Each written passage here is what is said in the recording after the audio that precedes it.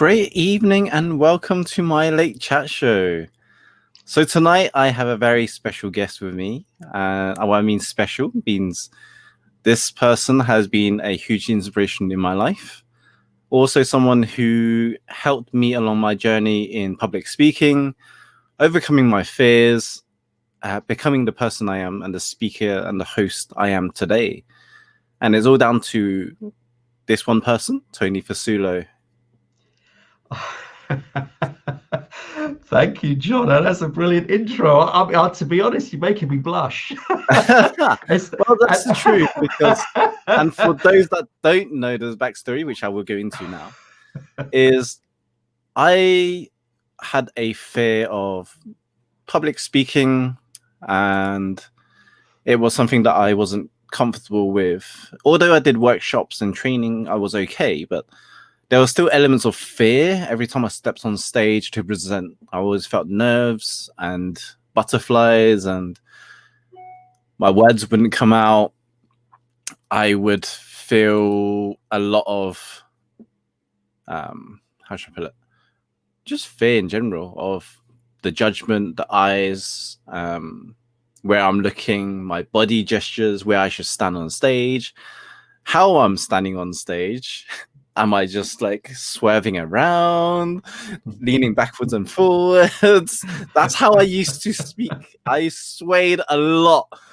And I had mentors like Tony and Carla, people from Toastmasters that pointed out, Jono, make sure you stay planted onto the ground. And I was just like, stay planted. So nowadays, I don't even move from the spot. That's how terrible it is. I think. Can I just add there? Your listeners here, I think you're being a bit disingenuous. You had the talent. You got the talent. You just had to let it out. That's all. So, yeah, we nudged you a little bit along your journey, but the work was all done by you. Let's be honest. Come on. There was a lot of nudging that needed for me, especially the times when I didn't show up to Toastmasters meetings. Right? I'll show up for 1 or 2 meetings for a month, and I'll disappear for like 3 or 4 months. Yeah, there was a pattern there. I must be honest. I would came back and look at you now. So I'd appear 1 or 2, and then I'll disappear for the next few months, and then I'll be like, I'm back again. Hi, these new people and new faces. You were a bit stop start at the beginning, but after you got into it, I think you had to. I don't know why. You maybe had to overcome you, to be honest, because we could see the talent there. It's just you didn't see it. I was still playing around with the fear, and I wasn't acknowledging my potential and my greatness. And I was going through my own self-discovery journey, that path, figuring out what it is I want to do and who I am in general. And that journey just clashed with Toastmasters at the same time. But I'm grateful that you guys all kept me accountable and always welcomed me back whenever I did come back. Yeah, because otherwise I wouldn't be the area director for the area this year. I won't be able to support you and all the other club presidents in Toastmasters in our area this year as well, especially during this new online times. I know, different world, isn't it? So this makes sense because this online world is my world, so I'm very used to it. But it's supporting everyone else that's not used to it, which is again my strengths and where I'm able to support and provide my knowledge and expertise to help everyone. But anyway, Tony, welcome to my show. Thank you for having me on. What did you want to attack me with questions or anything? Attack you? Tony. Not that mean on the show. No. You're one of the good ones. I'm one of the good ones. I wonder who the bad ones are. Oh, there's some out there, trust me. So, Tony, for those that don't know what you do, how did you get into motivational speaking and public speaking training, coaching? To be honest, I many years ago when, we're talking probably, look, I'm 21 now. And it was 100 years ago, it feels like. No, it was a long time ago when I had hair. It was a while ago. I was in an audience at the NEC, and there was this guy who came up on stage, and his name was Bill O'Brien. Sadly, he's passed away. But he wasn't anybody famous in the motivational world, but he was a great speaker. And he just said basically that, hey, you sitting here, you watching, you can do this, you know. And I'm going, what, me? And I thought, there's thousands of people in here. He's talking about me. He goes, yeah, you sitting in your seat, you can do this, you know. And I thought, oh, really? Can I? And it just sort of resonated with me. And I thought, could I really? Little old me, I was only young at the time. Could I do what you're doing? And it just planted the seed, and that seed was festering. And I thought, maybe I could. What if? But then, like a lot of people, you sort of, as you've echoed already, your fears take over, and you think, nah, I'm not good enough. It's not really, I'm not, you know, look at all my faults and everyone else is better than me, and nah. And you're talking yourself out of it, but it's all up here that's stopping you from succeeding. And it's when you overcome this that you realize that the talent's in here, then the world's your oyster. And it took time, and I remember somebody along my journey said to me, look, you should go Toastmasters. And I go, Toast what? What the hell's that? I've never heard of it. I'm like, what the heck's Toastmasters? What's that? Do you know what? I honestly thought Toastmasters was like Morris dancing. You know, those people that do with little bells. I thought, is it that? I had no idea. None at all. Well, my first impression was, do we practice toasting? Like, here's a speech. It's like, yeah, that was what I had in my perception when I first came across my first Toastmasters mentor, which was Andy O'Sullivan. O'Sullivan? Mm-hmm. Yeah, in London. Oh, and he was like, I'll take you to London club, to one of, he was at the time, I think he was an area director as well, or divisional director, or district. I can't remember what rank he was, but he was like, oh, come to Toastmasters and practice some public speaking, and you know, enhance your communication skills, and it will do good for you. And that's when I first encountered Toastmasters. And I was like, well, going into London all the time from Milton Keynes is a bit of a trek to go Toastmasters. Yeah. Which led me to Eldergate Speakers, which you was at the president for at that time. And you was also the first person to say hi to me at Toastmasters. Oh, really? Yes. Every time, well, at least the first time anyway, it was you that greeted me at the doors and goes, hey, I'm Tony. Welcome to Eldergate Toastmasters. Is this your first time? Enjoy your stay. La, la, la. I was just like, yeah, this is not my first time, but this is my first time here. Okay. I was that shy little kid that you met back then, obviously. Yeah, because but the thing that struck me was, even though you were, I mean, we're going back a few years now, even though that very first time, I can't remember, did you actually do a table topic? I think it was the table topic, yeah. Yeah, I thought he did a table topic, and at first we thought, who's this shy young man, you know, but you could tell you had a story to tell. And people needed to hear that story. And I thought, ooh, this is a rough diamond here. This is a rough diamond. With a little bit of polishing, you know, something special could shine here. And yeah, look what's happened now on your journey. Fast forward, boom, boom, boom, boom. Look at you now. Well done. Hey, I applaud you. Thanks, Tony. Thank you very much. Oh, brilliant. But yeah, I mean, just for your listeners as well, and viewers, if no one has ever heard of Toastmasters, or I don't know if you've mentioned it before in previous shows, this is a plug. Come along. Honestly, see people grow. And Jono is a case in point. He was there at that first meeting, a little bit shy, a little bit reserved, unsure. And now look at this, hosting his own shows. He's now area director. He's got the area director. No mean feat. So do you see what I mean? Toastmasters allows you to blossom, and this is what's happened to Jono. Can I count myself as an award-winning speaker as well now? Because I got Oh yeah, you Toastmasters. have. Yeah, you have. Yeah, you have, haven't you? And you got voted Toastmaster of the Year as well. So I did. you I'll show did. them on the show. Yes, you did indeed. See, Toastmasters does that. For those listeners who are still watching. I know he's not here now, but Toastmasters helps you to grow. It helps you take those little incremental steps up and up and up and up and So improve. this one's And the look, most improved speakers. You can't really read it because of the reflection. Mm. But this was the most improved Toastmaster of the Year, which was 2018 and 2019. Mm. So it was only 2 years ago. Yeah. And then obviously last year was Toastmasters of the Year for Elder Gate speakers. Again, reflection, can't see it, but never mind. I'm sure some people have seen it when I posted up the photos previously. Yes. So see, well done for that. And that is your journey as you're progressing and improving all the time. And that's what Toastmasters does. It can do that for everybody that wants to grasp it, but you've certainly grasped it, and onwards and upwards, things are progressing really well for you. So I applaud you. Thank you. And you too. You've got your own radio show now. I do have my own radio show. I'm on Seclo Radio, for those of you who've heard of it. It's 105.5 FM on a Sunday night. So I must plug it while I'm here. Why not? Go for it, Tony. Go for it.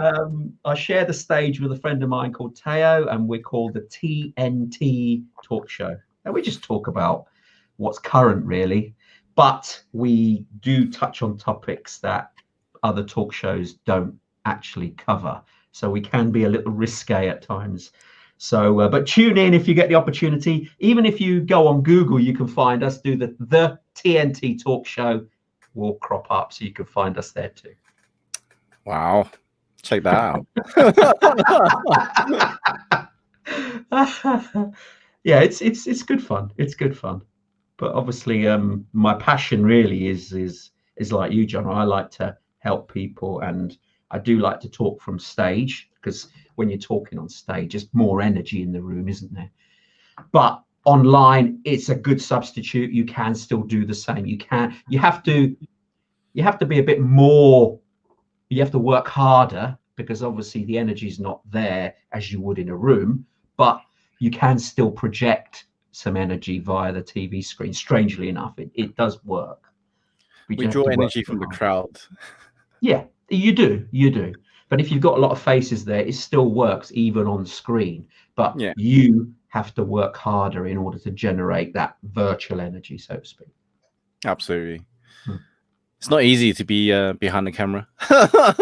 No, I know. I mean, I've got set up behind me as well, like you have. But you have to do this sort of thing now in order to reach out your audience, and that's what we do. So. And thank you all for tuning in, by the way. If you got any questions regarding motivation or any training or speaking, we got Tony here. So fire away, questions, go for it. Like, just because I don't have questions doesn't mean the audience doesn't, right? Well, yeah, anyone can. So organizations that you worked with, Tony, with motivation, with speaking, how has that been for you? That's been good. I've enjoyed it. I've spoken to quite a lot of people in different crowds, several hundred people in the audience on many occasions.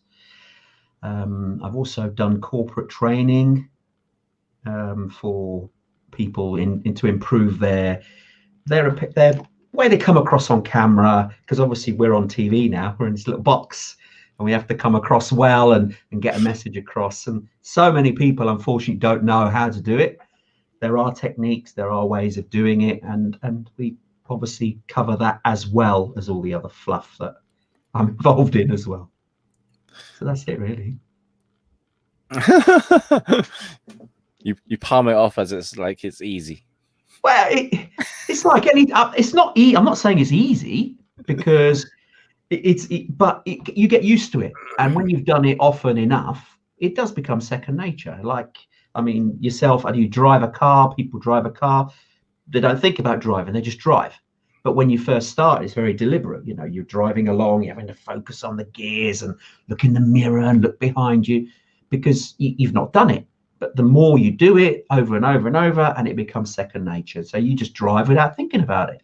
And speaking, I mean, you can speak to friends face to face, can't you, without any issue? And speaking is the same philosophy on stage by taking that one-to-one relationship and just bringing it on the stage. And I know a lot of people are going to go, oh, Tone, no, you don't understand. It's all these eyes looking at me. And it does. It freaks people out, doesn't it? It's the eyes, the eyes. But you've got to realize it's a simple trick. And this is for your listeners as well. If you're on stage and you've got all these eyes looking at you, don't look at their eyes. Don't. Look at their eyebrows. They can't tell you're not looking at their eyes because they're too far away. And you don't feel as freaked out. And you can actually relax a little bit more. And then you can be the real you. And that way you can overcome some simple fears if you're speaking to a group of people. Don't look them in the eye. Look at their eyebrows. Simple tip there. I charge thousands for that. There you go. Got that free. Oh, wow. The audience has got that for free, you know, so. Who's that asking questions here? Hi, Kirsty. How's it going? Great evening. Great evening, Ian. Tony, Hello, hi. hello. So with France and Germany announcing the lockdowns, the UK is likely to follow at some point. Business owners such as myself have been put through the mill. I'm a quite motivated guy, but sometimes it can be difficult to get going. How would you motivate business owners to keep positive with so much negativity?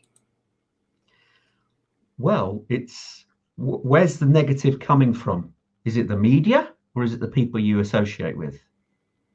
Hang around the right sort of people. We're weird, us humans. We absorb all the stuff that comes at us. So if you're exposing yourself to negative stuff all the time, it's going to have an effect. It's going to affect you in a negative way. So you need to sort of put that to one side or push it to one side and only look at it in small doses. You need to immerse yourself with positivity, because that positivity will then help you to be positive, which then in turn, you can then help others to be positive. You have to be the beacon, you have to be the light, but you can't afford to drain yourself. You can't be exposing yourself to negative all the time, so you become demotivated. You've got to remain high, so you've got to watch things like this, for instance, read positive books. I'm an advocate for that. Read every single day, minimum 15 minutes. I tell people that all the time. You need to have good stuff going in here, because then you're building a shield effectively around yourself. So even when negative does come, it's bouncing off and not getting inside of you. That way you can stay motivated, and that energy can then be passed on to other people, so you can lift other people too. I'm not saying it's easy, but if you work at it, you can do it. I hope I've answered your question. Sorry, I wobbled on a bit there, but hey. No, that's all right. I think that's very decent advice, especially for someone like Ian's caliber. He knows what I'm on about. Yeah. I mean, it's saying with France and Germany announcing their lockdowns, and yeah, we will possibly be locked down in the UK as well. But it is what it is. You have to. It's what life does. Life has ups and downs. We all have ups and downs. And at the moment, for most of us, this is a down moment. But it will come up again. It has. It always does. We have a tenacity that we can overcome, and life does this. If I ask anybody who's listening here, have you had good and bad things happen in your life? Of course you have. Everybody has. But it's how you deal with it. And remember, these things are external. You have to keep them away, not getting inside of you, because if they do, they will tear you down. So you've got to somehow build the shield that I mentioned. And that shield is made up by being around positive people, listening to Jono and people like him, so that you're getting this positivity to lift you up and rise above all this negativity that's out there. You have to keep positive, and that's how you do it. You immerse yourself with all good stuff. There's great stuff on YouTube. There's great books out there that you need to feed your mind on, and programs like Jono's. If you can tune in on that, then do so, because he's always upbeat and positive. So you do need to do that. and then I listen to David Goggins to keep me motivated. What you do, we all need it. We all need it. Well, I draw from inspiration. Because motivation, like you mentioned, we always have this little up and down, and we can't. It's hard to sustain. So I choose to draw out from inspiration, which goes inwards. So it's more about what am I grateful for today? What am I here to create? Who am I showing up for? It was the most important part. I mean, like even tonight, like we're showing up for the people on my Facebook, on YouTube, on Twitch, anyone that's watching outside. We're showing up for you guys to put on this on, because we know how miserable it can be, especially media, news 24/7, talking about the same thing on and on. Yeah. And it's no different. It's from any other years. It's just the topic's different. But if we looked at past years of news, it's always been about buildings being blown up, people dying, floods, disasters, fires, whatnot, right? It's the same things, just a different time, different area, different news, different reports. But what we can control is what goes on in our own lives. Who we can show up for around, who we can be around with today, whose relationship are we building with today, who we surrounding ourselves with, who we're listening to. Like Tony said, listen to more positive people, more inspirational people who pull you up instead, and surround yourself with more like-minded individuals who can draw out the good times from the bad times. Absolutely. And you're right in what you're saying. You've got to keep that in touch. You've got to keep that positivity around you, because more often than not, I tell you why. You know why the news is negative? Does anyone actually know? One of our listeners listening in. The news is negative because it's things that happen rarely. Now, I have to stress that, rarely. And that's why they focus on it, because 99.9999999% of the time, nothing happens. It's just an ordinary life that most people lead. But when you get that tiny little thing that's not normal, they jump on it and report it. Go, oh, look at this.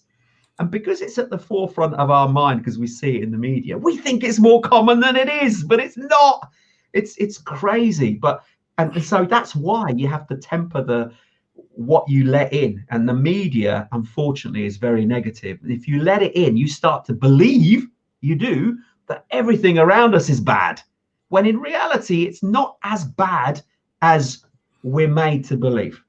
And you have to be sensible enough to detach from that and realize, look, that's just news that they're talking about because they're trying to sell papers, or they're trying to sell adverts, or because they're commercial entities. They have to draw people to them. And that's hence why this negative stuff's there, because it draws people to it. So you have to sort of move away from it. Kara. I have watched that. Have you watched it, Jono? Yeah, I have watched The Social Dilemma. Yeah. What did you think of that, Tony? I thought it was a great program, actually, and it makes you. I mean, I knew to a degree what they were doing, because all social media, not just FB that was mentioned in here, they monitor everything that you do, how long you take to read, how long you take to look at pictures, and it's there. It's a way of control, because they know everything about you.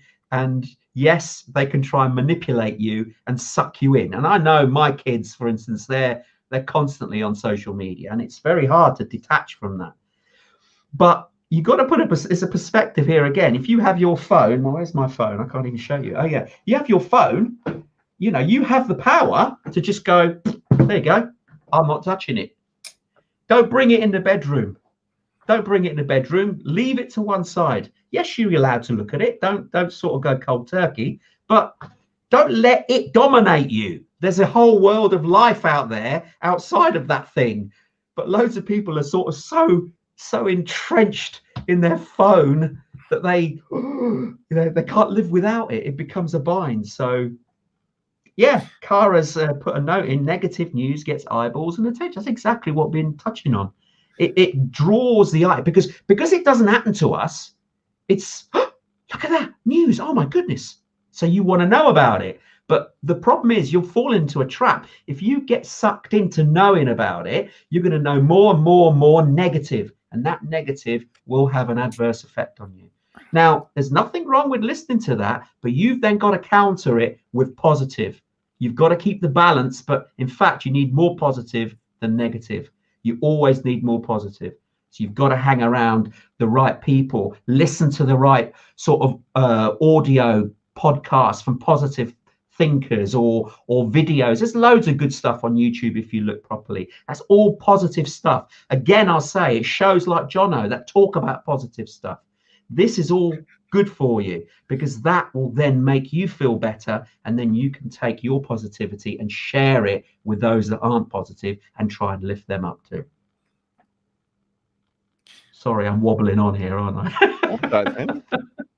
I was going to add to it, like the whole social dilemma show series. I knew about what social media does and how they manipulate and algorithms anyway, from the technical background of digital marketing and knowing what the purpose of the platform does, which is why in digital leadership that I talk about with my clients is that we're all in the age of modern technology, the use of social media, the use of technology, digital world. We've got to be mindful and our intentions on how we use these platforms and these tools and technologies to leverage and enhance our lives, not control our lives. Yeah. And that is the most important part of being in this world right now, is be intentional with what you're using, be mindful of how you're using it, and what purpose are you serving with it. For me, the whole social media, why I show up, the shows, the content, the quotes, and all that sort of stuff is used because I want to inspire more people, influence more people, create more impact, and leave the world a better place than I found it. Brilliant. That's my intention for social media. That's why I show up. It's great to have so many engaged viewers and people that I connect with, and many friends that I've connected with across social media has been amazing because I wouldn't have met otherwise. I would be surrounding still with people in negative areas or work or college or school, whatever. I'm not saying they're bad, but they won't be doing the things that I'm doing. Like they won't be in entrepreneurship because they're not. Some maybe, some may not, but you just get to meet and connect with so many people, and having shows like this, Tony, like I know you're not too far away from me anyway, but to be able to do this at this time of night is something that we probably wouldn't think of previously. We'd be like, oh, let's just go home and call it a night, right? Absolutely. It does give, it's an enabler. It allows us to do more, but it's a tool, and you have to treat it just as a tool, not that it then takes over your life, as you've said. It's just to enable you to do things that you wouldn't be able to do normally. However, it's in, you've got to treat it with the respect that it is, because it can swamp you, it can take over. You can be on it for hours, as kids often are. So you've got to be able to differentiate and make sure that, that's my time done. I've said I'd only give 20 minutes now, down. I'll do it again in maybe 3 or 4 hours time. What's the urgency of being on it all the time? Let's be honest. What is it? Yeah, if you've got an important business deal you've got to close, absolutely, but there's a reason why you're on it. But if it's just to pass the time because you're bored and let's look at this feed and see what's going on, no, put it down, go do something else instead. Talk to a friend, pick up the phone. If you're going to use the phone, talk to someone. That's better than actually just watching through the stream and just letting it waste your time away. So yeah, you've got to be mindful about the tool. It's a good tool if used properly, but yes, don't let it seduce you, and that's a good word. Tony, you've given Ian a business idea, apparently. Do you want Ian? You got to share now. That's it. I hope he hasn't left and gone away and put it into practice already. Yeah, he's already implementing it already. Knowing Well Ian, done. If I've managed that, then that's good. knowing Ian, he probably would. He's an action taker. Wonderful, wonderful. He would literally. The thing what I noticed about the news as well, they're really great storytellers. Well, that's the key, isn't it? Once you tell someone a story, they've gripped you and you're hooked, and that's the whole point. They're really great storytellers. Even headlines is Oh, bless you, captivating. Cara. Yeah, you'd never do that. You never do that. You'd never make people feel abandoned if you're not on there 24/7. No, because they'd appreciate you more when you are on there, as opposed to feeling obliged to be there. You don't have to be. They understand. They know it's a platform. They're not going to get upset. Oh my goodness, Cara hasn't liked my post. You can like it when you're doing it later. You don't have to be obliged to be there all the time, to constantly let it take over your life. You just need to access it on your schedule, not on the system's schedule. And that's the key difference. You choose when you pick it up, not when you feel obliged. Oh my goodness, I've got to then do this. No. That's not the case. You're in control, not the medium. Maybe that's why I lost so many friends. I haven't been liking their posts because they're not showing up enough. It's strange, isn't it? But you don't get. Do you feel satisfaction when people like your posts? It's strange, isn't it? The Facebook and other social media platforms have tapped into that, as you know, Jono. They know that we get that dopamine effect when people like our posts, and we feel, oh, that's great. I feel valued. Ooh. But you're special anyway. You don't need someone to press a button on a box to say you're valuable. You're valuable anyway. And if you appreciate somebody, just liking their posts is just a superficial thing. If you really like them, send them a proper message. Say, hi, how are you feeling? I'm here for you if ever you need me. Do you know what? That makes far more difference than just pressing a like. So that's how you can tell. If you feel you could reach out to them and actually send them a message, or even, God forbid, pick up the phone and actually talk, then that counts more than just pressing a like. A like is just a superficial thing. Well, here's what I have been doing, actually. I've been doing more video messaging instead, Tony. Sorry, say that again? I've been doing more video messaging. Oh, yeah? So instead of doing voice notes and typing a text, is just record a video. Wow, that's a good idea. Like a personal one, like, hey, Tony, long time no speak. How are you doing? Like 5 seconds. Yeah. It takes only 5 seconds, right? It only takes 5 to 10 seconds. I like that. And if you really care about someone, you would make the effort. You probably, like you said, call them. Yeah. But just in case they are in a meeting or at work, make the personal video and say, hi, how's it going? That's a really nice idea. I like that. I really like Even like all platforms now, LinkedIn, WhatsApp, Facebook Messenger, they all got the video function. You might as well use it. It's not like they're charging you per video anymore. Yeah, like used to. They did, didn't they? Used to text message video, like 50p a video message. Gosh, or pound for video message. Now it's just like record at the thumb of your tap seconds. Yeah.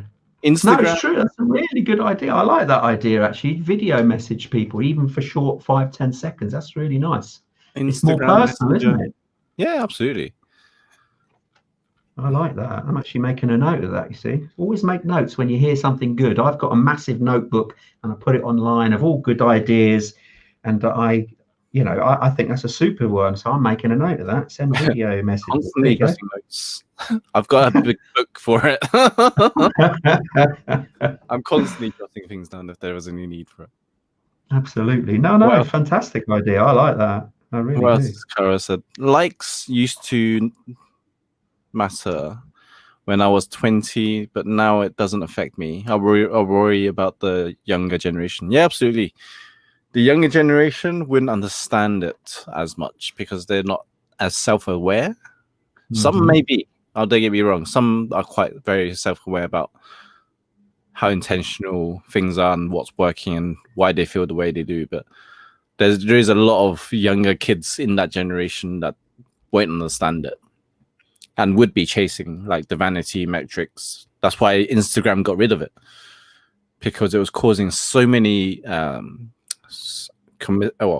it caused a lot of suicides and a lot of mental.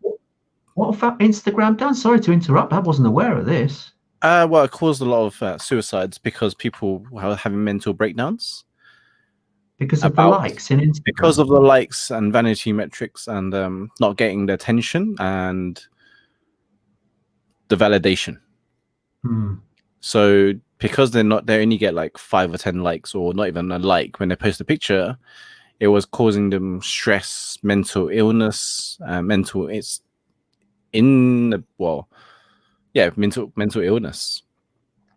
and emotional roller coaster. Like not being able to control their own emotions and all sorts. So they were right to take it away. So what have they replaced it with? Have they replaced it with anything, or just literally taken it away? You just can't see it. Oh, I see. Well, you can still see. I think as people don't see your like count. I think you still see some of it or some sort of thing. I can't remember what the algorithm is. Okay, that's interesting. I wasn't aware of that. I think it's other people can't see the like count, something like that. Okay. Because you would go on a photo and it will say 5,000 likes or something. Yes. And you're like, why has that photo got 5,000 likes and mine that's exactly the same as got 2? Oh dear. Yeah, that's the sort of comparison. Yeah. That kind of killed. But the thing is, you've hit it on the head. The word there is comparison, and this is what does a lot of people in. It's like we're terrible as human beings. We really are. I mean, you could enter a room and there's other people there, and literally you are in your mind, you're sizing people up, especially when you don't know them. You're looking around and going, oh, look at them. Oh, he looks good. Oh, wow, she looks amazing. And you're doing all this. And then what you do is you reverse psychology on yourself. Oh my God, I should have washed my hair this morning. Okay, maybe I shouldn't in this case, but you know what I mean? You'd look at yourself and you say, oh no, but I should have dressed differently. I should have worn that other top or something like that. And then you think, oh my goodness, I don't look good. Oh, my teeth are bent, or oh no. And you start criticizing yourself. And you only looking at that other person from the outside.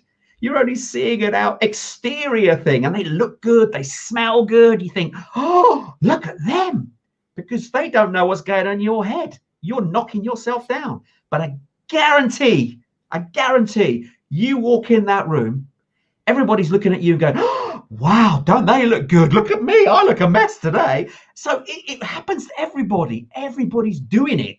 They're always putting themselves down and lifting everybody else up, when in reality, the other people are looking at themselves and they're lowering themselves and putting themselves the other way around. So it works in reverse. The only people it doesn't affect are people who are arrogant. They're the ones that think they're better than anybody else. But deep down, personality, they are lacking in a big way.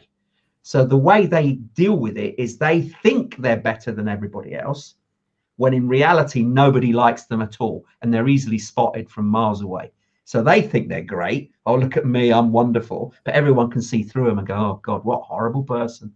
So it's something to be aware of when you do this. When you walk in a room, do not put yourself down, because everybody else is having this same internal battle. So don't be affected by it as best you can. It's also the language they use as well. I noticed this one. The language they use is something like they talk down on other people. Yes. And that's a sign of insecurity, because they're trying to be bigger than the other person. Correct. So that's a big sign. I learned this quite a few years back after going through social events. It's like, It's like it's always this similar person as well, or Yep. similar personalities. Such like they must be going through a lot in order for them to talk down on someone and to project all this hatred and negativity and toxicity to other people in order to make themselves feel good. Yeah. The thing is, your thing is that they've got the problem. They have the problem, and their way of dealing with it is attack. And they have to keep themselves safe because they can't deal with critique and criticism from anyone else. So in order to not be subjected to that, they turn it round pretty early on and attack others and try and bring others down, because that way they're not facing scrutiny and be picked, that their holes can be picked in them. They use it as an attack, which is a form of defense, but they bring other people down, and they're not nice people. And it's just the way it is. It's just life. People are out there like that. You get good, you get bad. It's just people, and circumstances affect them in different ways, and they respond in different ways. You can only be in control of you. You don't need to be sucked into any of these weird personality traits that these people show. You have to be the best version of you and be right in your eyes. Never put anyone down. Be the best you can be, of course, but not by putting others down. You lift others at the same time, and you will rise up too. What's Cara put? Cara's put another message. Be more kind, is how I say it. Is a factor when it comes to modern friendships. Well, it is a factor. I mean, it can be. It's if used properly, it's great. Of course it is. Jono's already mentioned it. You can do wonderful things with social media.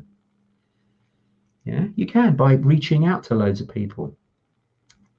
But these people who, like Kara's mentioned here, if a friend never supported you publicly, but they were always messaging you in direct message, wouldn't it affect you? Well, it depends on what they're saying. It really depends on what they're saying. If they're supporting you in private but never publicly, that's because they don't feel comfortable with doing it publicly.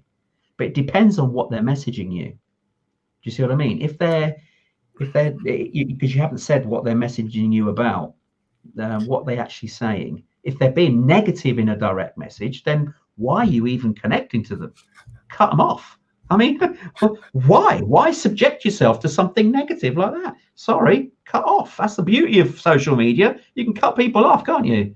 In real life, face to face is harder, but on social media, it's easy. Just go unfollow or delete or unfriend, whatever it is. And that way you can do it. So I don't understand that. If someone's giving you a hard time on social media, do not waste your time. Just get rid of them. Sorry, bye. You need to socialize with people who lift you up, that make you feel good, not people that try and bring you down. They can't be a drain on your life. You need to, you can try and help them in the beginning, but if they don't want to be helped, and some people don't, you have to say, look, I'm sorry, bye. And that's the only way, because you also have to protect yourself. Once you're at a level when you're strong enough that you think, you know what, I'm confident in me, I feel good in my ability, then you can reach back out to them and maybe try and help them, because you're strong enough to do so. But in the early days, don't do it. If it's draining you and bringing you down, no, sorry, you need to cut them out. You don't need that in your life. And it sounds a bit harsh, but you don't. I love that, because that's something I do. Yeah. Well, the thing is, if you're in my circle and you don't support me in what I do, that's cool. But don't be alarmed if I don't associate with you any longer. If I don't like your stuff, if I don't speak to you, it's because you don't support me. So, but that's mutual agreement. But if it comes to the party where someone's trying to drag me down, it's like, and there's no positive feedback or any critical feedback or improvements in the criticism, then it's like you're just trying to drag me down. There's no point. Yeah, absolutely. Oh, my screen's gone. What's happened here? Your screen's gone? Yeah, I've lost you. Where have you gone? We are all here. Yeah, I can still see you. I can still hear you. I can still hear you, but I've lost you on the screen. Where's the screen gone? How bizarre. Where have you gone? Alt tab, Tony. Alt tab. Yeah, I'm alt tabbing. I'm alt tabbing. Where's it gone? How strange. It just disappeared. It just almost like it just cut out. The picture just cut. I can hear you, but I can't see anything. How very strange. Keep talking. I'll find you. No worries, Tony. I'll just keep Oh, thinking. Is there any other questions that? no, I can still talk. Obviously, you can still hear me, but I just can no longer see you. What has happened? It's like the platform has just cut, or the tab has gone. Your window's gone as well. Yeah. How bizarre. Like I said, you still see me, can you? Yeah, so my camera's still working. We can still hear and see you. Still hear and see me. I just can't see you or any messages or even the whole screen. I wonder if I have to go back in again and open a new tab. That's right, Tony. I'll read out the messages to you.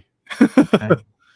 So Ian has asked, Tony, you mentioned on the TNT radio show you covered risky topics. I'm back.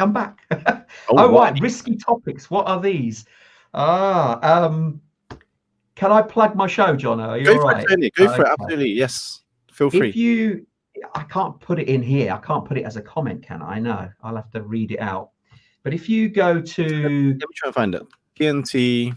Well, if you just do the TNT talk show, the TNT talk show, then you should find us on Google. We should be there. I don't know if anyone wants to try it while we're on air. You can try it. It should work. Ooh. The TNT talk show, Tony Fasulo. Yeah, it should be Tony Fasulo, and it's on Buzzsprout. The first one will come up with Buzzsprout or Facebook. You'll find us. If you go to Buzzsprout, you should see all the previous episodes. I've got it. I'll paste it. Yeah. So, you can see me. Yes. So, Ian, if you have a look, yeah, there you go. Jono's posted it in the comments. Chat. Yeah, those are our shows, that are recorded shows. But if you happen to tune in to 105.5 FM, it's Seclo Radio. We are on a Sunday evening from 11 p.m. We are on quite late because we talk about adult-themed topics. Ian's in the USA, so he's all right. Ian's in the USA. Okay. That would work for you, but yes. If you're in the USA as well, then yeah, we do cover some of the topics about the USA as well. So by all means, have a look at past podcasts, see what you think. But if you want to tune in to a live show, then yes, we're on a Sunday evening at 11 p.m. UK time. I'm still not sure what topic I want to talk about if I was to come on. Yeah, we tend to talk about, because our show is a debate show, really, and it's quite controversial. And my partner in crime on the show, his name's Teo. He's quite controversial. We have differing views on a lot of things. So I don't know what I'm about. Can I talk about aliens? We talk about aliens, yes. We did a show on that before. We are actually going to do another one soon. We join in for aliens. You can come in for that if you want, by all means. We're always aliens. That'd be fun. Yeah. we actually did a show recently where we had some guests on where we talked about whether online dating sites are actually bad for relationships. Whether we talked about that too. Yeah. Last Friday. About apps, dating on apps. Yes. That was one we talked about. Yeah, we covered that as a show as well. And we had guests on the show as well, because there were some people obviously for and against the subject. And sometimes the debates get a bit heated, but it's part and parcel of the show. And people tune in because of it. So, yeah, it's good fun. We got no animosity. It's just all shows. That's fine. But the alien one, yeah, we definitely discussed that in fair detail when we went in, but we are due another show because we've had some of our listeners say, when are you going to do another one on UFO? Oh, I'll join in for that one. Okay. All right. Well, we can get you on, Jono, sure. That'd be fun. Because Teo is not into UFOs at all. He does not believe them. He really doesn't think they are anything at all. He thinks they're the military, period. So that's it. In his eyes, it's just black and white. Military, that's it. Yes, they can be unidentified, but it doesn't mean they are space-faring aliens. So that's his end of his subject. So we've had some healthy debate because he's trying to debunk some of the things that I've come up with. But anyway, How we're about digressing. Kara's put another question on. Do you have any healthy tips on how to disagree with someone without ruining your friendship? That's interesting. Very good question, actually. If it was a true friendship, you should be able to talk frankly to one another. That's I an agree. interesting one, isn't Absolutely it? agree. And also, they would take whatever you have to say, as long as it's not hurtful at them as an individual.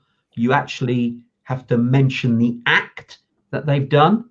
Never mention the individual. Always, if you have to give some sort of feedback or critique, is never aim it at the individual.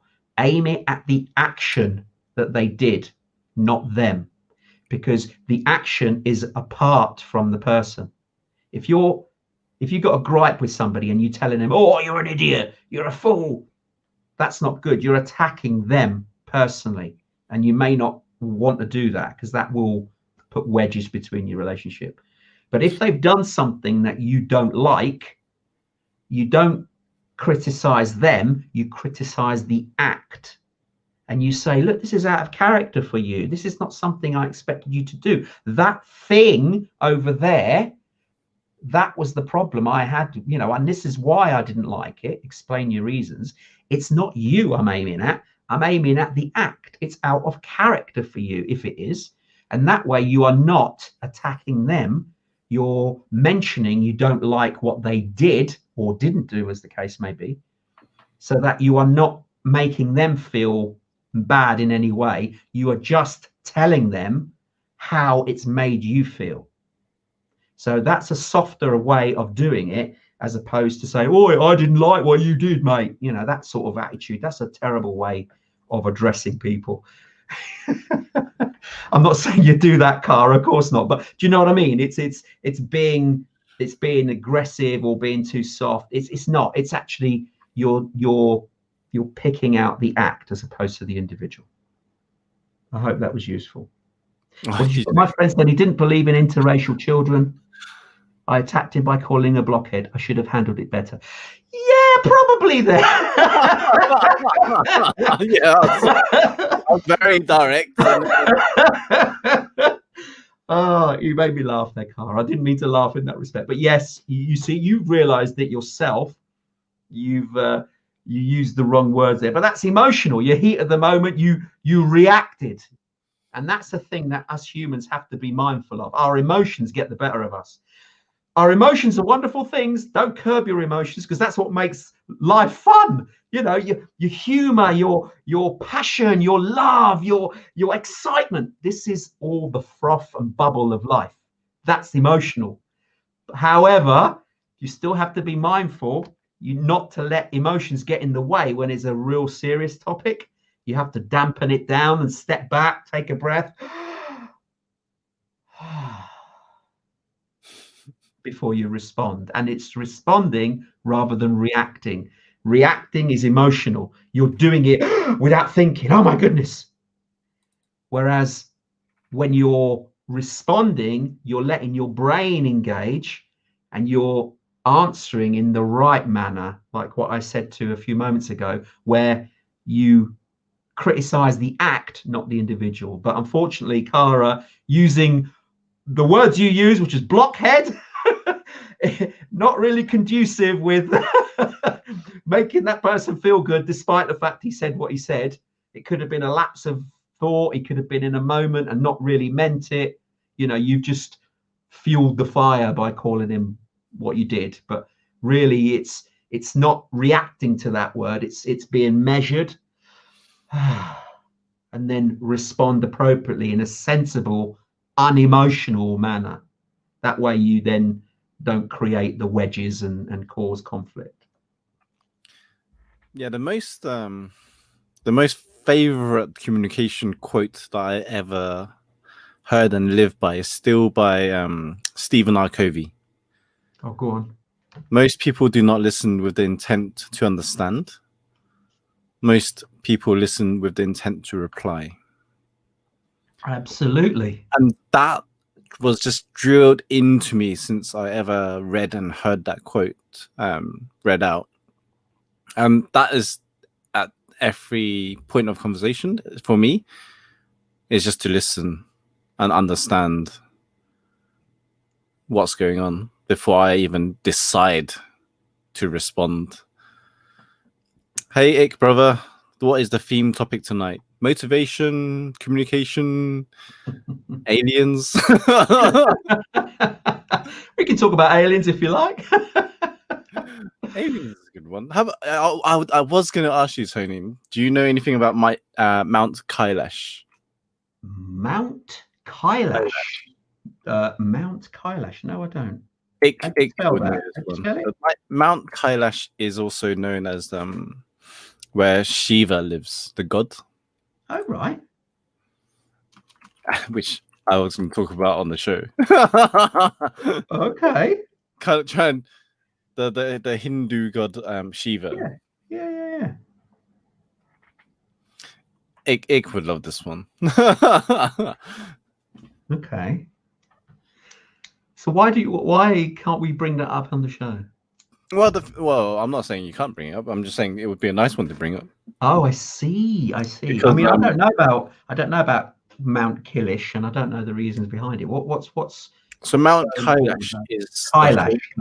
the home of Shiva. Yeah. And apparently at a certain amount of height of climbing, apparently you would never make it up to the peak or something, because it's got surrounded by some sort of weird energy.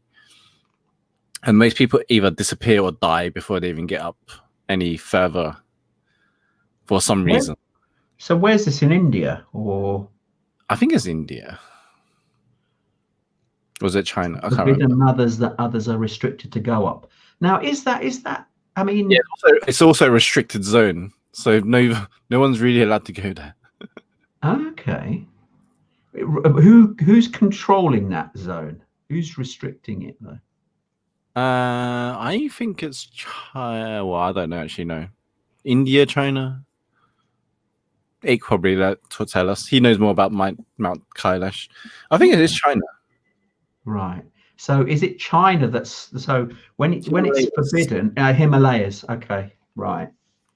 So if people are restricted to go up, then if it's a government stopping you going up, then obviously they're hiding something. What are they hiding? Indeed. I don't know about the dying. If you're dying, either you're shot. I don't think it's the surroundings that's doing that, unless there is something alien there that could be affecting people in a weird way, which I'm not sure about. But if people are forbidden to go up there by the military, for instance, then yeah, they're hiding something as opposed to something else. It's interesting, that one, because you have to apply Occam's razor to that. Do you know what Occam's razor is? Have you heard of Occam's razor? Yeah, Occam's razor is basically the least what's the word? The least I'm trying to quote it now. Okay.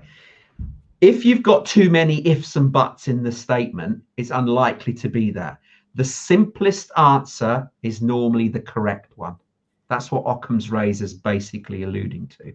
So when someone says, if they give you a conspiracy theory, it's this, it's all that, it's because people haven't got the right answer. So they're looking for answers, and they'll grab them from wherever they choose.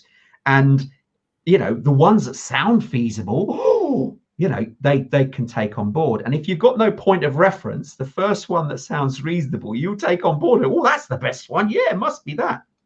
But in reality, you need to look at it again, emotionless, no emotions, like Mr. Spock, Vulcan, you know, no emotions, look at it logically. And Occam's razor is basically saying that, look at it logically, strip emotion away, and look at it objectively, as if you just literally had to report on it, nothing else. What's the likeliest outcome? What is it? Is it that people are dying, or is that rumor? Where's the bodies? Okay, or is it just people are captured and hidden away? That's separate. It's more likely to be the military or some, you know, humans stopping people climbing up there. Now, yes, on the odd occasion, it could be some outlandish story linked to it, but on the whole, Occam's razor is a good rule to follow, because it's basically looking at things in a non-emotional manner and looking at the most probable likely outcome is generally the truth. So, you know, it's just a different way of looking at it. But I still saying that, I will still talk about aliens because it's always fun. if when you get a chance to, you go on YouTube and look at Mount Kailash and Shiva. Yeah, I've written it down. I've actually written. I'm quite interested in that. And you get to see some of the conspiracy videos that people come up with. It's quite fascinating. Do you believe in aliens, Kara's put? How did you come to that conclusion? I'll tell you what happened to me. Can I tell a quick story? Would you let me tell a quick story? Now, this is really, really, really bizarre. And I'm not a believer of aliens as such, but my mind's open. I'm not closed-minded to it, because you've got to sort of think, because someone said to me, oh, Tone, how can there be aliens? You know, look at the distances on the universe. It's ridiculous. Nothing could travel that far. And you know, it would just be daft. On the surface, that is true, because even our galaxy alone is enormous, absolutely enormous. It takes the light 100,000 years to cross it, speed of light, just our galaxy. Forget other galaxies, that's even further, just ours. So 100,000 years is just silly. However, we are using man-made laws to determine that. And we can be a bit arrogant in that respect. We can say, oh yeah, there's nothing out there. That's a bit arrogant. You've got to keep an open mind. You've got to say, yeah, true. We haven't seen anything categorically true, you know, alien-like yet. But that doesn't mean there isn't anything out there. We don't know. And that's all we can leave it as. But what happened to me, if I don't mind me telling this story, this was a number of years ago. I was driving down a country lane. I was going to work via a side road, and it was just me in the car. Bright sunny morning it was. It was about 8:30 in the morning, and I'm driving along, and there was a row of houses about 300 meters in the distance. Okay, and there was a couple of telegraph poles next to those houses, and above one of them was this thing just hovering. And it was metallic-y looking because it was shining in the sun. And I'm going, what? Am I seeing things? And I looked, and I'm looking, and I'm driving. I'm getting closer to it. So I'm thinking, no, I'm done. I'm hallucinating, Tone. Don't be silly. So I'm looking away. I look back up, and it's still there. And I'm thinking, what is that thing? And it was about the size of a car, but it's above the telegraph pole, just like shiny, about the size of a car above the telegraph pole, maybe another 50 feet above the telegraph pole. And I'm going, I'm hallucinating. This is nonsense. Look away, Tone, look away. But obviously I'm driving to where this thing is. So my heart's going, because I'm approaching this thing. And I'm like, oh, no, this is nuts, Tone. Am I dreaming? Come on.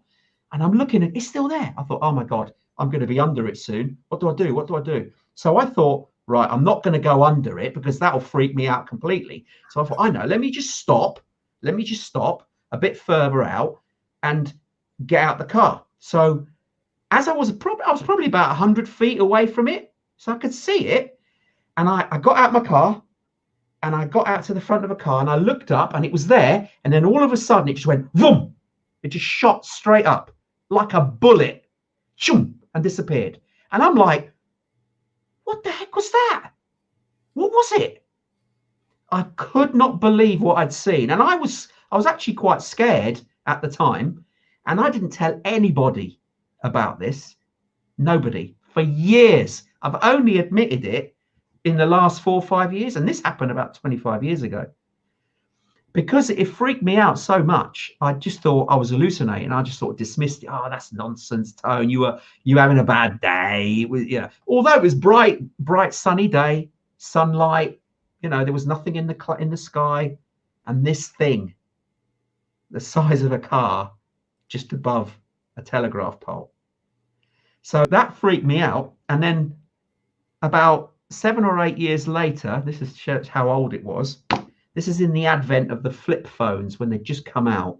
Okay. So the photos were really rubbish. I had a similar experience at the end of my garden where I used to live. There was something in the tree. This time it wasn't above the tree. It was just below the tree. There was something in the tree. And I thought, oh my goodness me, isn't that same thing again, is it? And my heart was going again. I thought, no, Tone, be brave, be brave. So I went outside with my little flip phone. I thought, I've got to take a photo of this. I've got to take a photo. So I went up and I could see it. And it was there. And I lifted up my phone. And as I took the flash, this thing went boom and did it again. And I got this blur on my phone picture. Blur. Now, I'm going to make a statement here. You know me. And I'm telling you this story. Now, people are listening. You're listening. You're probably thinking, Tone, you're dreaming, mate. You say you got even physical evidence because you've got a blurry photo. Yeah. And I'm telling you firsthand, I saw this thing. You'd disbelieve me, wouldn't you? Wouldn't you? Most people would. They'd go, oh, Tone, you had a bad day. What's the matter with you? However, you can ask a question.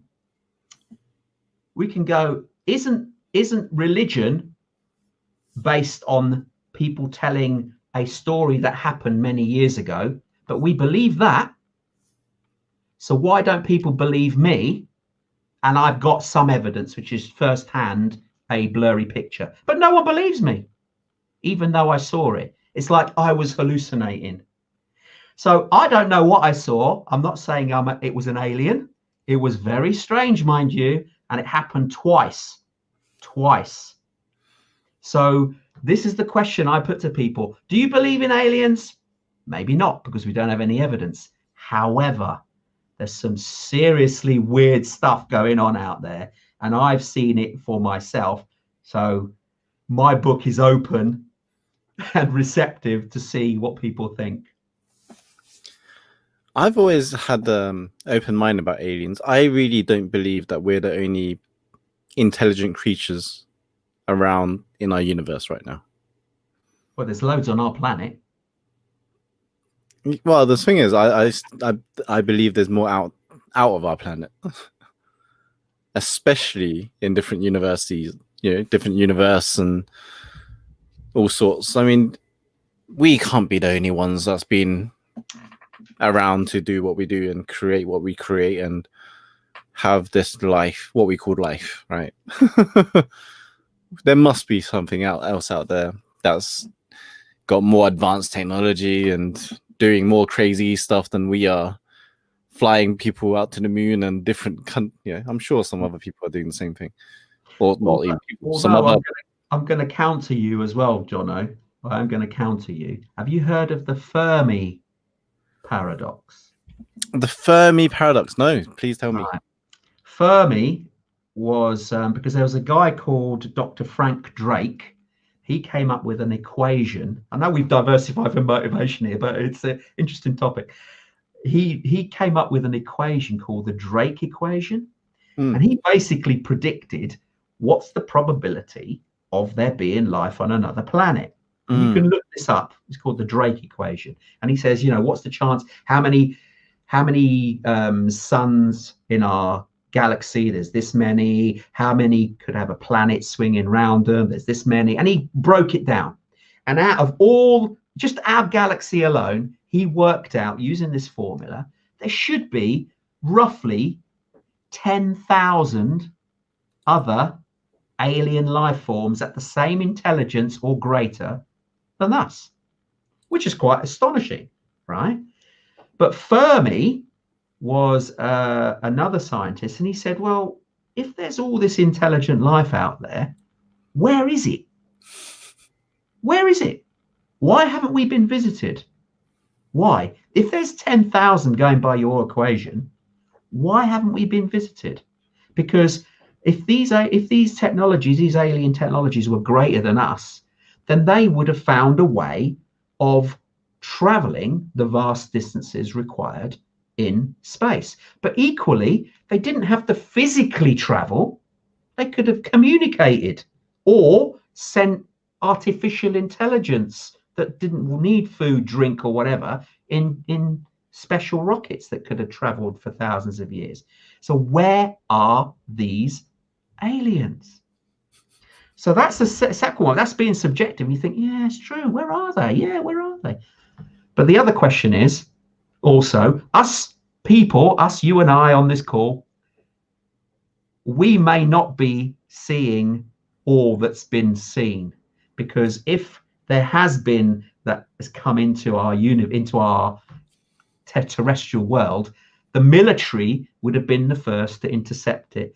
Now, if they don't want us to see it, then we won't see it. So we're none the wiser, you know. So you have to take that as an example as well. So you've got to sort of balance the two up. Think, on one hand, is there intelligent life out there? As Jono says, probability wise, yeah, of course there is. It's got to be.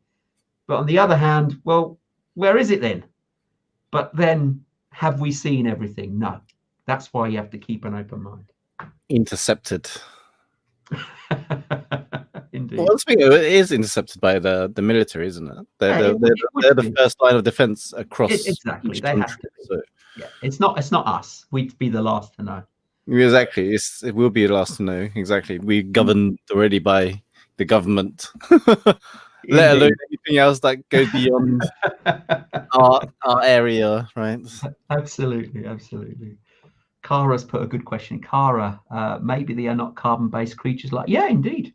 Maybe not.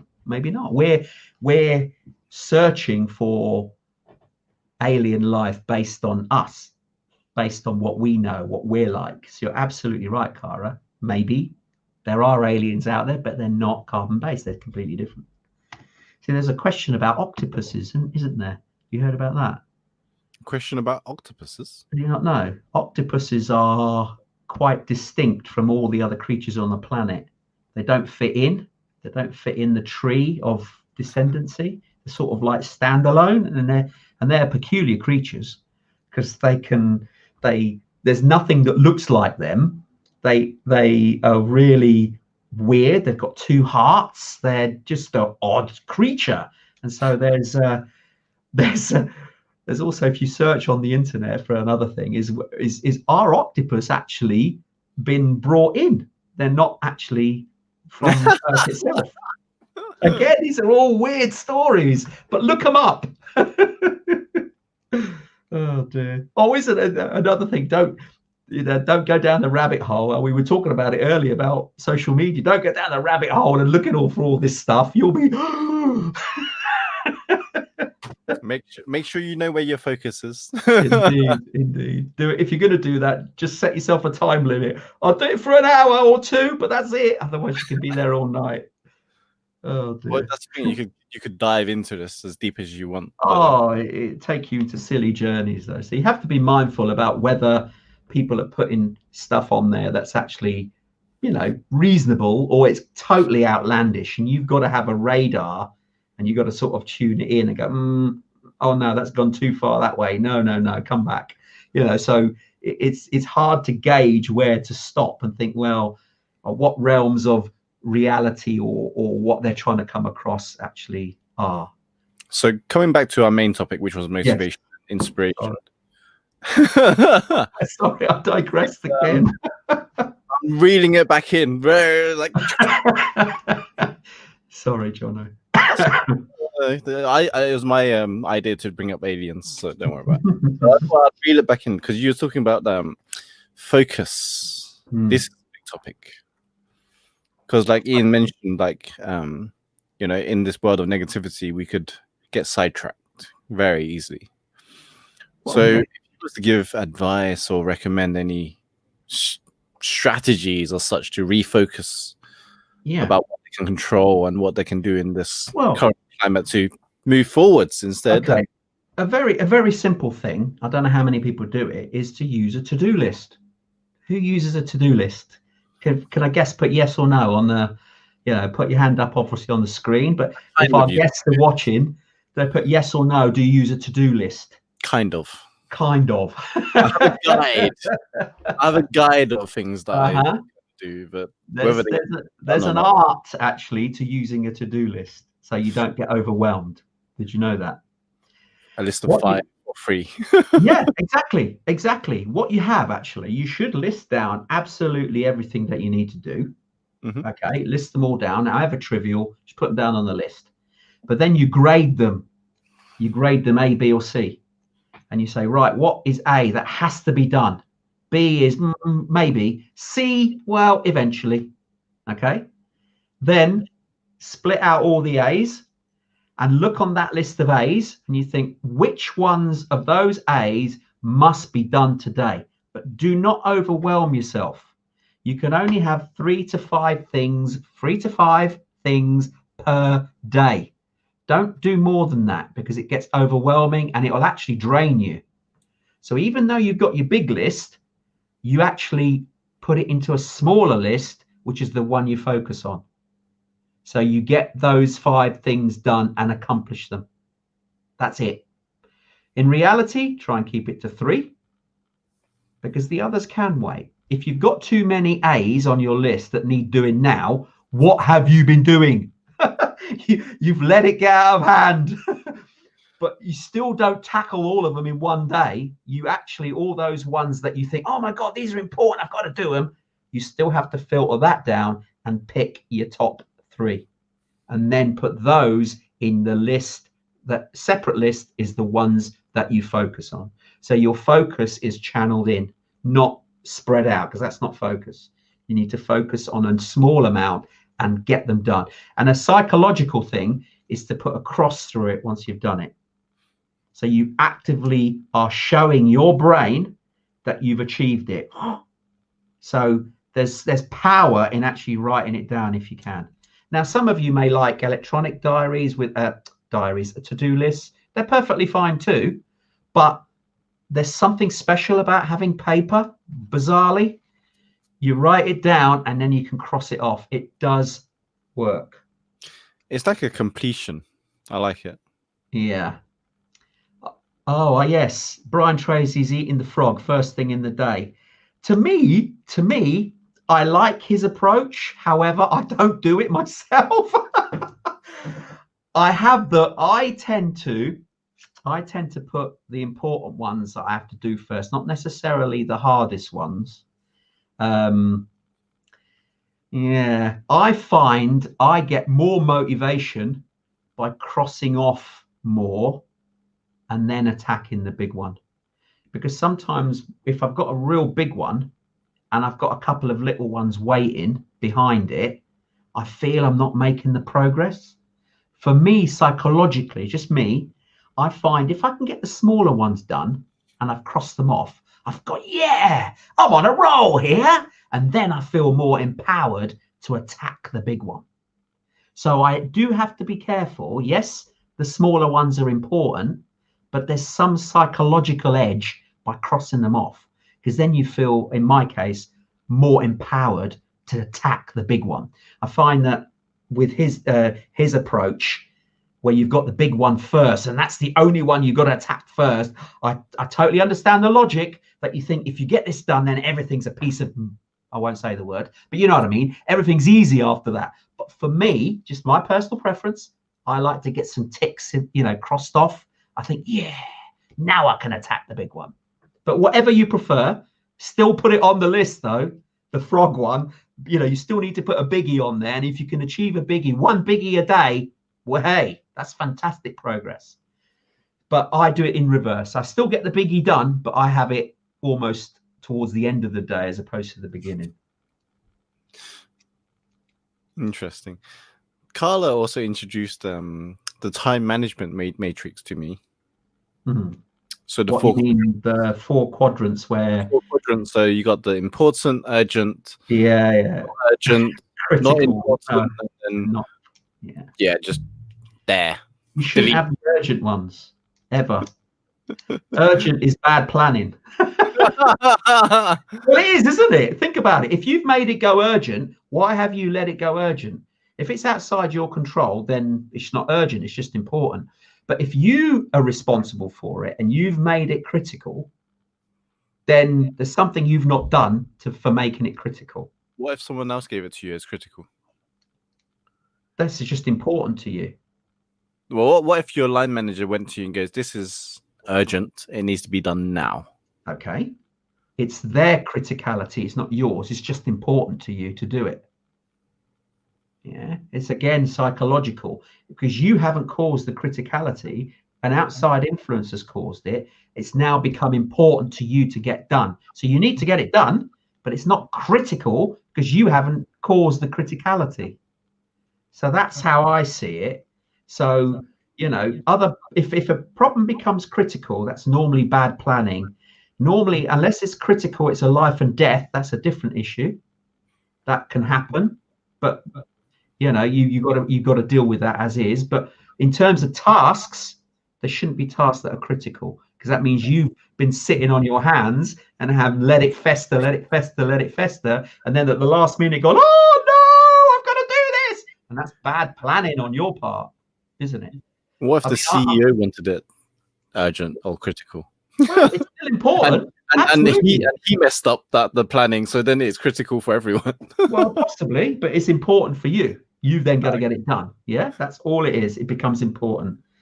I mean, I'll give you a typical example. I had to put in my VAT, and I remember, I've got to do it. Yeah, I'll do it. Oh, yeah, I'll do it, and I forgot. And then I realized, oh my God, it has to be in tomorrow. I haven't even started it. So I started working on it. So it became critical because it had to be in tomorrow. So it became critical, but it was my fault it became critical because I kept putting it off and off and off. And I made it critical, my fault entirely. Because when it was important to be done, I should have done it. But I didn't. I let it fester, and then it became critical. Bad. My fault. Hands up. Me. So in the end, I had to drive to Southend in the UK, which is about 4 hours away from where I live, to post it. So it made sure it was at 9 o'clock in the morning, so I didn't get a massive fine.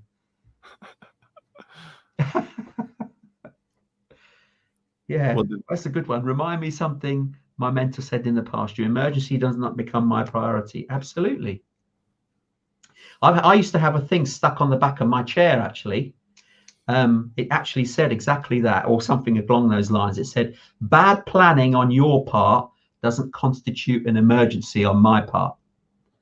So when people wanted me to do something urgently, I'd pay, I'll do it. I'll do it for you. Of course I will. It's your problem. But I'll raise it to important on my side. So I'll get it done for you. But it's your emergency, not mine. So, but I'd still class it as important and I'll do it, but it's not critical where I'm like, that doesn't help anybody. Awesome. Any other questions for Tony before we sign off? I'm aware of time and it's getting late for Tony. It is. I'm going to have to lie down after this. Well, yeah, thanks for all the questions. Anyone else got anything that's not answered, feel free to connect with Tony as well. Don't be a stranger. He's always open to connect with new people. So yes, absolutely. If you find me on Facebook, I'm there. My name's on the screen, Tony Fasulo. But if you go on Google and do a search for Free Your Magic, you'll find me. So Free your magic, because I'm a firm believer that everybody's got this hidden talent inside, but most of the time we're afraid to let it out. So I like to tell people, just free your magic, let it out, let it out, become the best person that you can be. Don't go to your grave with that magic still inside you. Let it out. Let the world see how good you really are, because you can make a difference, not just for you, but to everybody you touch in your life. You will permeate out and you will raise people to achieve far more. And it's all down to you to make that difference. And you can make that difference by freeing your magic. I wish I had that. What do you wish you had? What? Yeah. I wish I had that talk when you first approached me. You can do this, Jono. Of course you can. Everybody can. And I'm going to do what that guy said to me. I'm looking at all of you in your seat or wherever you're watching this. Go do something special. You see, today is the first day of the rest of your life, isn't it? You can't go back in time. No one's got a time machine. Today's the first day. So whatever you've got left in this world, you can change. It's up to you. Up to you. You can do it if you choose to do it, and you can, because you've got that hidden talent inside of you. You let that out and the world will be amazing for you and everyone you come into contact with, because you're here for a reason, and that reason you will know inside, but you need to let that magic out. Free your magic and you'll soar. Thank you. I love that, Tony. It's just because I know for you what you've done for me, and that's what's already said to everyone already. But what you meant, yeah, how you pulled me out from a shy kid to the speaker and the host I am today, means a lot to me, by the way. I really appreciate it, and always thank you for your support and your help and assistance, and your constant positive feedback is what drives me, and your energy as well is so infectious. It's something that I just inspires me to keep stepping up to do what I do. Right? Yeah. Every time I'm feeling nervous, I'm just like, if this was Tony, Tony would go, "You got this. You drive this. You just do it." You have, though. You have. That's the beauty of it. You have. This is what I love about it, because you've come from that shy individual that was sort of a bit unsure, and now you've blossomed into this public speaker, this positive person who's also got energy, and you're inspiring other people. And I love that. And I haven't done that. You've done that. You've done it. All I did was nudge you along. You had the talent, and that's what's blossoming now. And I love it. Love it. It's your constant nudging that helped. So thank you again. Thank you all for tuning in tonight. I hope you guys enjoyed it and found it useful. Any comments for Friday nights is love and relationship topic. So any questions about love and relationship, please feel free to jump on. I know Tony has been a very long time in marriage as well, and he's got a lot of his experience to share. So maybe we could bring on Tony again at some point. Indeed. I'd love it, actually. Yes, I've enjoyed myself. Thank you again for inviting me onto your show, Jono. It's a great format. I love it. So thank you again for having me on. Thank you for being an amazing mentor to me. Thank you for coming on my show. Thank you. Speak soon. Bye everyone.